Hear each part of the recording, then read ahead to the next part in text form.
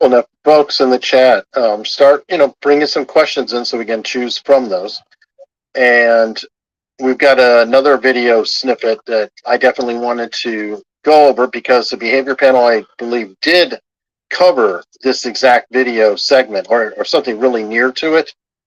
And so while some questions are out there, obviously I won't be able to answer every question. It's a busy chat. But I'd like to get some of them there. And I want to play this bit. It's Summer Wells' mother. And this is a good one because Peter's already, written out a lot of the statement analysis on, and I believe you guys have looked at this too. It's the interview where she was beside her husband and talking. We watched some of that one. I think there's a longer version and a shorter version. Yep. Oh yeah, this is cut out of the longer version, but it's 1 minute, so plenty to play with in a short show like we have today. Me and my mother and her were planting flowers, and we went in after we got done washing our hands, and she got a piece of candy from Grandma, and she wanted to go back over and see her brothers, and I said okay, and I walked her all the way over to the porch, and I watched her walk into the kitchen where the boys were watching TV, and I told the boys, I said, watch Summer, I'll be back. And within 2 minutes I came back, and I asked the boys where their sister was, and they said, she went downstairs, Mom, to play with her toys in the playroom.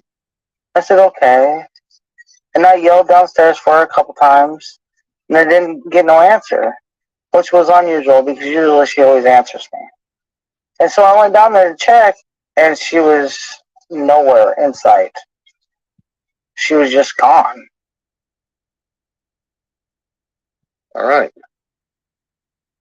So that is the segment, and that is one you guys did cover, yeah, right? Yeah, we looked at it. Yep. Okay. Well, awesome. So I'm going to start with Peter, and then we'll go back the other way. Peter, and then Scott and Greg. Yeah, the setting of it speaks to behavioral analysis, where this has been quite a lapse of time between when she went missing and when the time now that she's speaking publicly. And that's one of the first things in context that I have to look at. I liken it to, we had a baby that went missing here in Maine years ago, baby Ayla, where the father insisted the baby was kidnapped. And when the police set up the opportunity for him to address the kidnapper, he sent out a note saying that he wasn't emotionally capable at this time of doing such. And he later on went on to fail his polygraph. And one of the things he said in his own defense was, contrary to rumors floating around out there, I have been cooperating with the local police. And that's when I think we knew that baby was in water by the words he used. Well, this mom hasn't spoken, and she hasn't spoken out, and this is a maternal instinct that I think has been quite dampened. I liken it to if I went with my 5-year-old to grocery shopping, and I was pushing a cart and holding her hand, and she wandered off. The first thing I would do is call out for her. I'd get a natural response. I would look and call out for her. And with what this mother has done and many other cases like this, it would be similar to me saying, I know that she's wandered off, but I just want to finish shopping. And I think maybe I'll just finish checking out, and I'm going to load the car, drive home, unpack the groceries, maybe take a nap, maybe have something to eat, and then I'll start looking for her. And that type of delay goes against the parental instincts.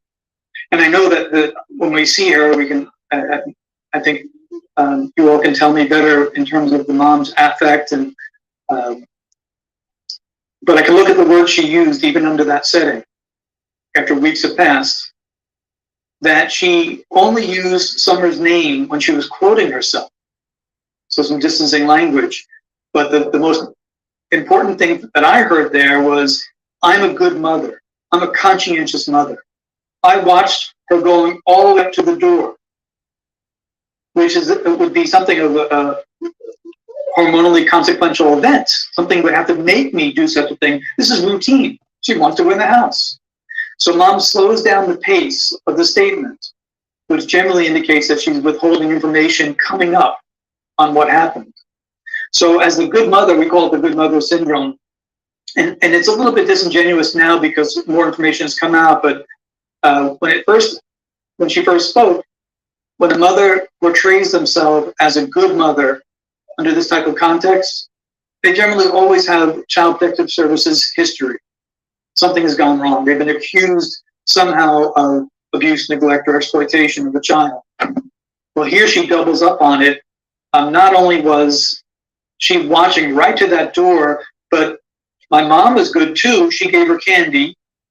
And then I'm really good because I told her brothers, you watch her. She's 5 years old. They're in a rural home. Why does she need that careful watching? That would sound like an extraordinary event rather than a boring, natural day. So that she speaks to neglect in her language is more than just looking at the socioeconomic standing, the substance abuse issues, the mental health issues that become obvious. All that wraps around that. She had a need to persuade that she was a good mother. That generally indicates the contrary. Got All right. The part that bothered me the most about this was obviously her eye blink, her shutter speed on her eyes. In other words, not many times at all did her eyes completely close when she blinked. I don't know if they closed completely the whole talk there, and her speech, their swollen face, and it's not just from being overweight. There's some things there that give you some heads up on what I would suggest is drug use and alcohol use as well. That's the bloated, puffy look you're seeing there. It's just my opinion. That's what it looks like to me. So she's trying to talk and got that one part of her mouth going up, and her jaw doesn't open all the way as she's talking. These things let me know she wasn't paying attention. I don't think and how would she know? She's like Peter was saying, she's overdoing it. I had my eye on her. I don't think she had her eye on her. I think whatever happened to her could have happened right then. I don't think she knew where that kid was. And to going back to the way people sound in the South, I think she's I think she's messed up on drugs, and it's in a case like that, it's tough to follow. And I think she understands that. She may not even remember that.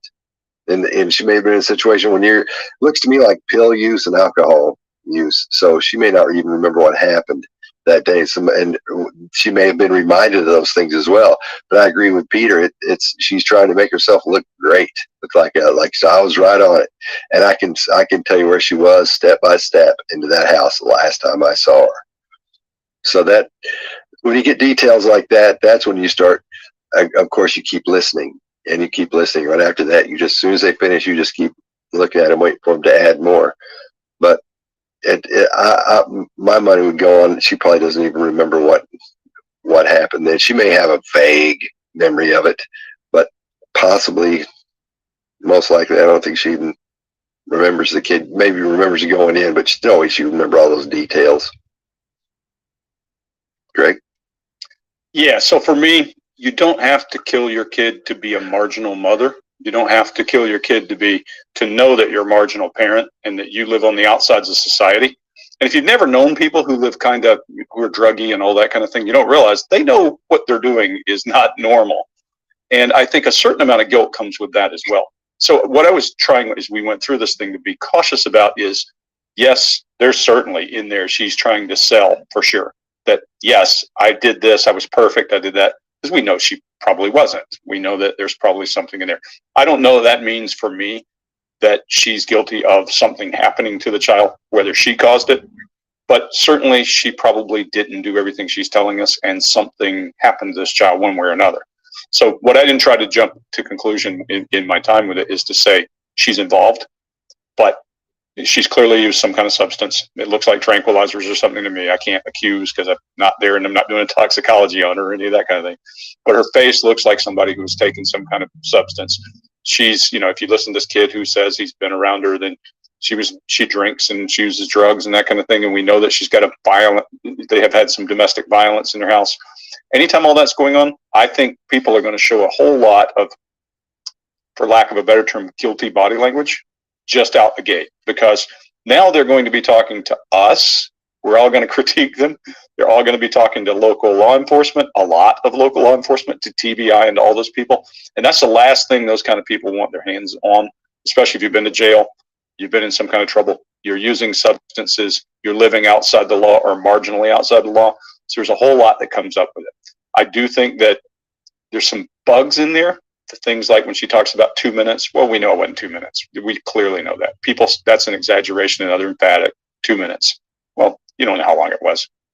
The planting flowers, could that have happened? Yeah. I mean, but that's also a thing where a person tries to make themselves look more normal and that kind of thing. So I'll just leave it at that. I will tell you, I want better video of her where she's asked directly, did you do X or Y? I'll tell you also, I read something earlier today, and Peter, I'd love for you to read it and read through her long article today where she says that she had to use her mother's phone to call 911 because her phone won't get 911 where she's at. Now, that's a new data point for me. And if I saw that and I was talking to somebody, we'd have a very different discussion than I'm seeing here. I will say, give them the benefit of a doubt, because I think people who live marginally already are uncomfortable talking to us. It's just the nature of who they are. And they're going to try to aggrandize and make themselves better than they are because they know that they may be living marginally or doing something that we might judge them for. Just my opinion. I think there's also a difficulty in discerning between guilt of having a direct involvement and attentive guilt. I learned a very valuable lesson on this, a very difficult lesson many years ago. The toddler went missing, and I had analyzed the father's statement, and he was deceptive. He was deceptive about what happened when she went missing. She was found to be killed by a sex offender in the neighborhood. She wandered out by herself, and I could not figure out how I went wrong. And I later learned that, and it was quite comforting, that he was deceptive because he was high. He was nodding on heroin at the time. And so that's what he was deceptive about. When she went missing, she let herself out of the house. And so I'm always a little bit more cautious now. I think in this case that neglect is part of this case, whether it was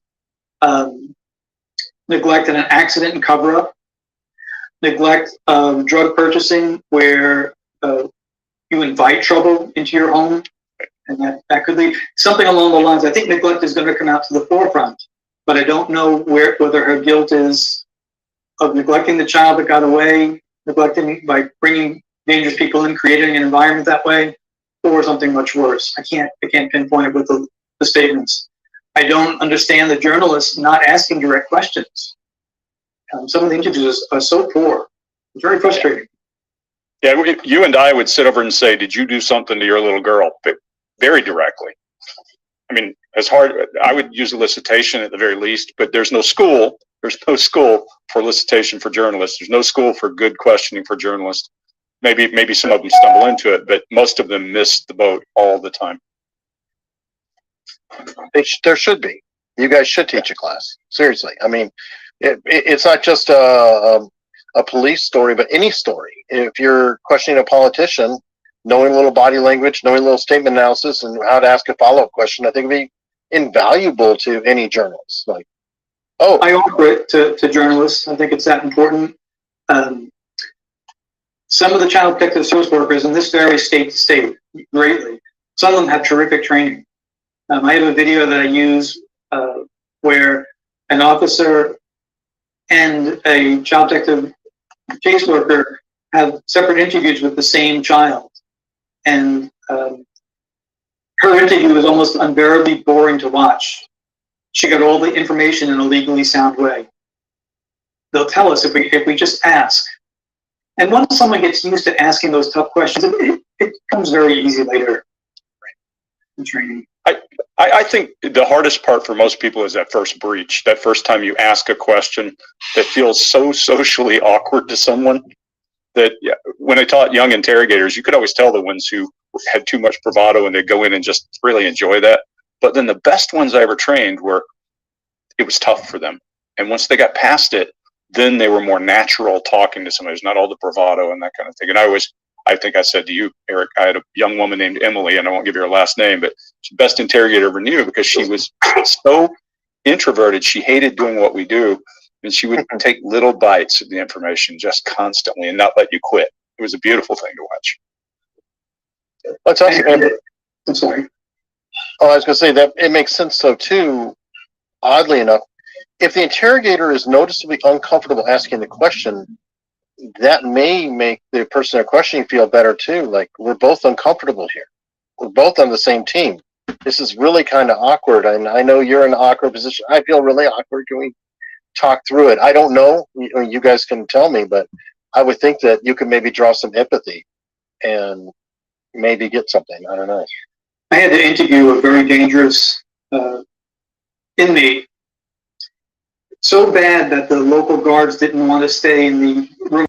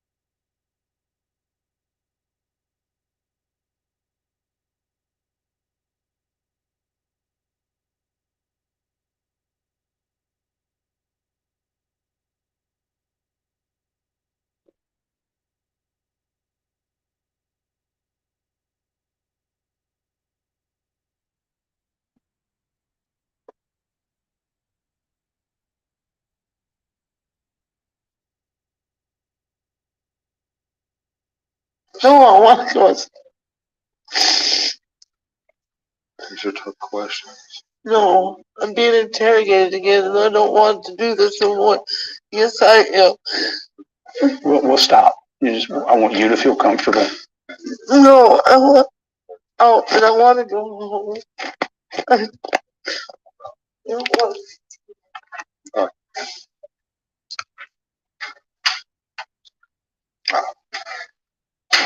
So she starts, even before she flees the scene, by doing something that we refer to as the trancer in our true crime workshop. And that's making yourself unavailable, whether it's doing this or emotional or something you escape. She's already escaped. It's just a matter of getting out of that wire. Yeah. Interesting pieces contrast their body language. Don looks oblivious to all of this. He's trusting us and paying attention to us. She's not. It's an interesting. Yeah, and at this point, she's down in her chin. You ask them a question and they feel they're being threatened. You'll see that chin drop. It protects the neck. It's something that happens from your limbic system, psychological like that. So the head goes down. That's what we're seeing there, along with a lot of eye. She talks about it's not working for me. Those types of things. They get very emotional. They lock up. Their throat is protected by putting their chin down over their throat. And then typically in pre-confession, their body will open up, and that's when you close. That's when you go after them. Yeah. We wondered. Now, when my They lock up. Their throat is protected by putting their chin down over their throat. And then typically in pre-confession, their body will open up, and that's when you close. That's when you go after them. Yeah. We wondered. Now, when they lock up. Their throat is protected by putting their chin down over their throat. And then typically in pre-confession, their body will open up, and that's when you close. That's when you go after them. Yeah. We wondered. Now, Up. Their throat is protected by putting their chin down over their throat. And then typically in pre-confession, their body will open up, and that's when you close. That's when you go after them. Yeah. We wondered. Up. Their throat is protected by putting their chin down over their throat. And then typically in pre-confession, their body will open up, and that's when you close. That's when you go after them.